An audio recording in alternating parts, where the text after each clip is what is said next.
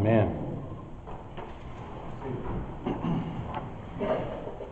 You might have noticed that the gospel reading was different than the one in your bulletin.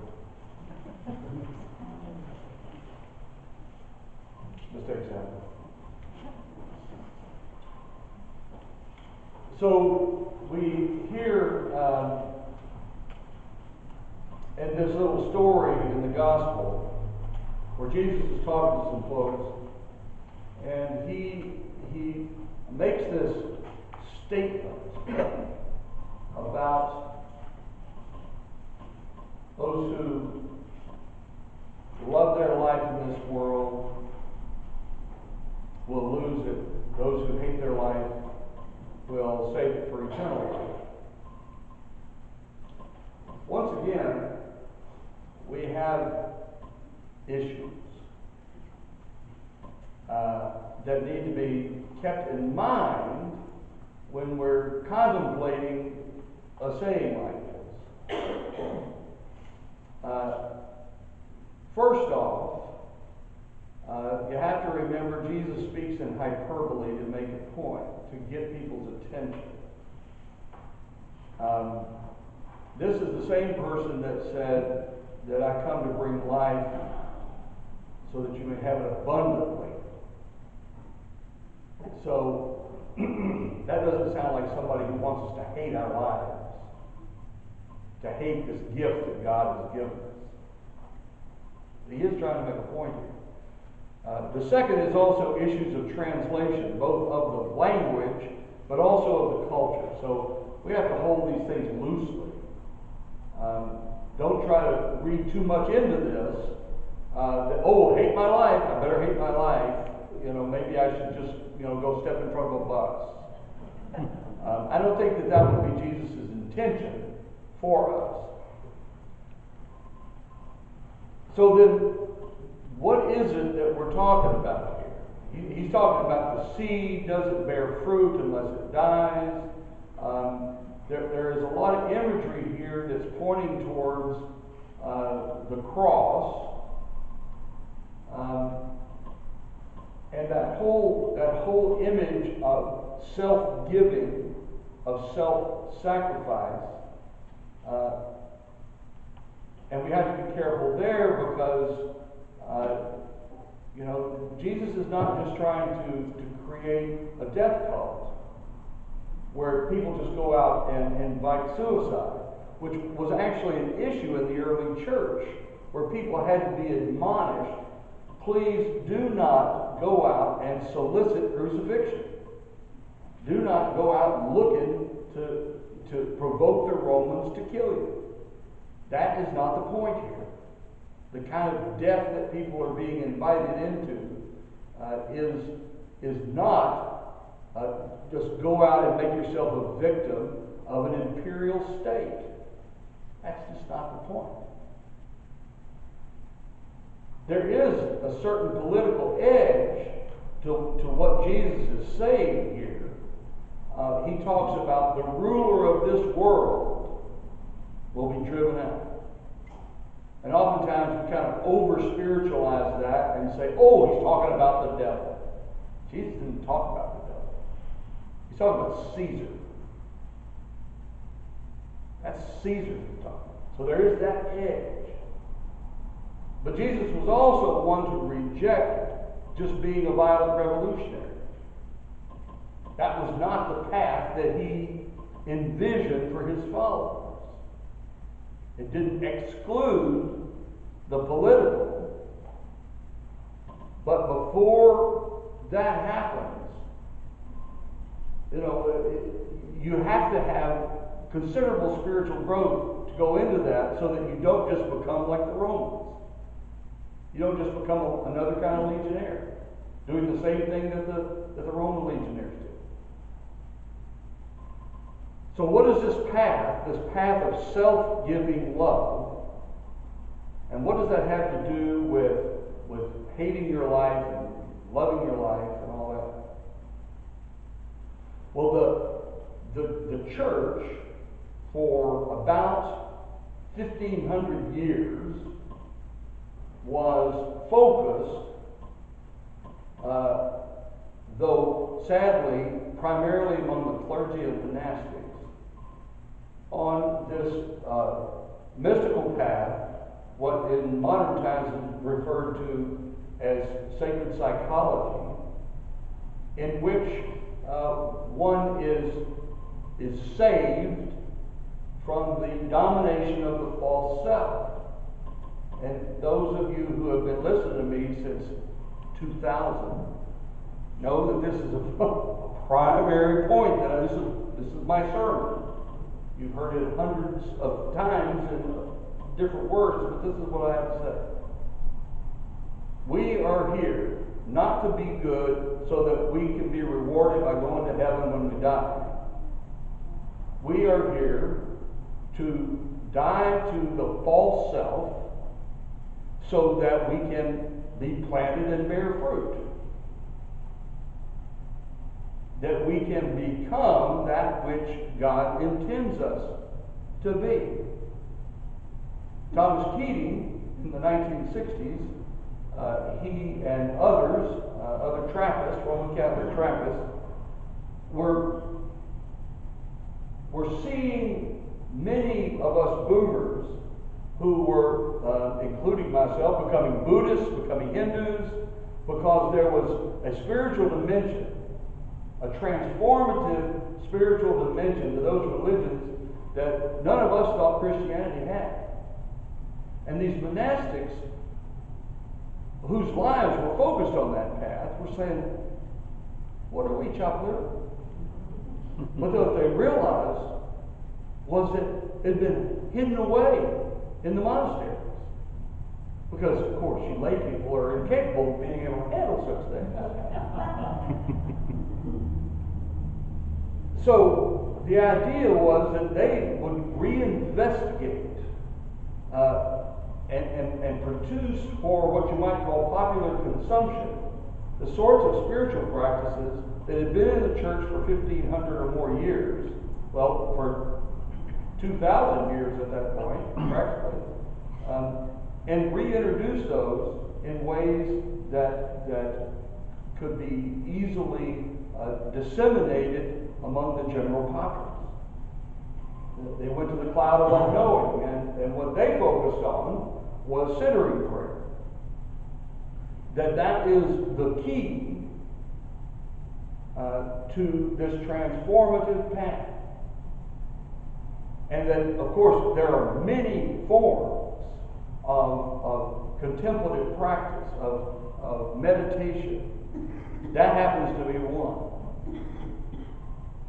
But what happens in these practices is that you literally practice sitting in your true self without all the baggage. And what Keating and others found was that there are 3 areas that we have to deal with. And they realized that through these practices, what happens in our lives is we develop coping mechanisms, and we develop scar tissue, baggage, ways of dealing with the world, and the slings and arrows of outrageous fortune, and how those things become part of our identity. And the 3 areas, the first one is control. It's a natural thing. We need to feel that we have some control in our life. You can look at people who somebody tells them from the time they wake up until the time that they go to bed, somebody else is telling them what to do. It completely disempowers us. Or it creates a monster. It creates somebody who is totally obsessed and focused on controlling everything around them, usually out of fear of losing some normal bit of control in their own lives. The second area is self-esteem. We need to feel we are a beloved child of God. We need to feel we are, in fact, okay. That we have a right to be here. We can feel somewhat good about ourselves. But in the course of our lives, if we have had some negative impact on that, we can become either completely, in a sense, hating our lives, or we become a flaming narcissist. We've all seen these things going on with people. The last area is insecurity. It probably goes to our basic survival instinct. But we can become obsessed with that to the point where there are not enough alarm systems in the world to make us feel comfortable even in our own homes. It's the obsession with either one extreme or the other of these three areas. It's the obsession with it, the fixation on those areas. We get enslaved by it. It becomes part of the way we identify ourselves. If our issue is around security, the tiniest little spider can drop down in front of you off the back porch and send you into a fit. We get enslaved by these self-definitions that are all based on this baggage, on this scar tissue. So the way that one deals with that is the focus of Christian spirituality at its heart. And what happened 1,500 years ago, and the reason that it all but disappeared, was the Reformation. And we went into our heads, and we had to become scholars, and we had to just debate how many angels can sit on the head of a pin, and go about trying to fix everybody else, trying to fix the world, fix everybody else, while not doing any of our homework, taking care of ourselves, getting ourselves right. So the practice of meditation, of contemplative prayer, of deep silence, of confessions, self-reflection, learning to see ourselves as God sees us, and to recognize that we can sit in that deep silence. And what happens in that deep silence is a gradual loosening of its grip on us and our grip on it. Those things, that our baggage that we carry around. So that we don't just become a cipher, but we lose the grip on those things that have enslaved us, often to our total misery. And when we can sit in that deep silence, and it's not a quick fix, which is a very un-American thing. We want, just give me the pill. It takes time. And we just gradually let it go. We're not a cipher. There's still the shades of those things, but it doesn't have the grip on us. We don't become so identified. I am the one who. Think how many times we define ourselves by some of these characteristics. We even say, I am angry. I am sad. No. I'm a beloved child of God who is experiencing anger or is experiencing sadness, but I am not defined by my anger or my sadness.